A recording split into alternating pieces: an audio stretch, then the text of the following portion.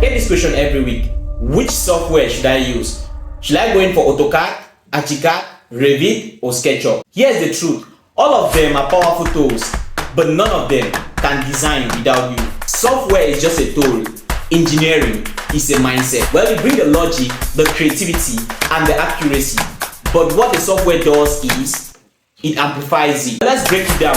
AutoCAD is your precision ruler. It's good for 2D documentation of architectural plans, but it gets slow when you move into 3D or even massive projects that don't need repetition. But SketchUp is fast and fun.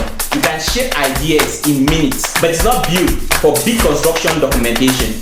Revit is a giant. It handles architecture, structure, and even map all in one place. But it takes time and discipline to master. ArchiCAD is smooth, design focused, and visually organized. Well, it's great for architects and designers who want both speed and being intelligent. Now let's look at the learning curves of these different softwares. Revit teaches you coordination, but it demands a strong computer and patience because its learning curve is too steep. But ArchiCAD gives you more freedom to create fast, so you spend more time designing than fixing errors. SketchUp gives instant results, but you need more plugins to make it professional. Well, I use ArchiCAD for designing, AutoCAD for 2D documentations, and Autodesk Robot for structural analysis. And each tool plays its part, so I never spend time forcing one tool to do everything. So if you are just starting out, pick one tool that currently meets your goal. Do you want to go into 2D documentation, fast and clean drawings? AutoCAD is your option. Do you want more beam-focused projects and realistic 3D?